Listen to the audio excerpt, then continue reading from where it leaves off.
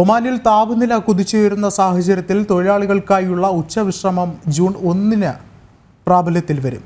പുറം ജോലി ചെയ്യുന്ന തൊഴിലാളികൾക്ക് സെപ്റ്റംബർ 1 വരെ ഉച്ചയ്ക്ക് 12:30 മുതൽ 3 മണി വരെ വിശ്രമം അനുവദിക്കും. വിവിധ ഗവർണറേറ്റുകളിലെ പല വിലായത്തുകളിലും കഴിഞ്ഞ 24 മണിക്കൂറിനിടെ 45 ഡിഗ്രി സെൽഷ്യസിന് മുകളിലാണ് താപനില രേഖപ്പെടുത്തിയത്. ദിനംപ്രതി രാജ്യത്ത് ചൂട് കൂടുകയാണ്. അതേസമയം ചൂടിൽ നിന്ന് തൊഴിലാളികൾക്ക് ആശ്വാസം നൽകാൻ തൊഴിൽ മന്ത്രാലയം എല്ലാ വർഷവും പ്രഖ്യാപിക്കാറുള്ള ഉച്ചവിശ്രമ വേള ജൂൺ 1 മുതൽ പ്രാബല്യത്തിൽ വരും.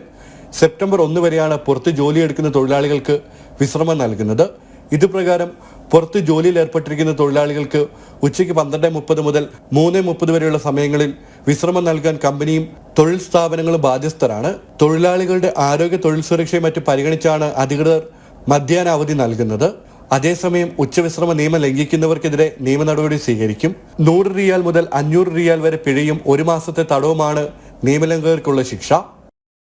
ജനം, ദുബായ്.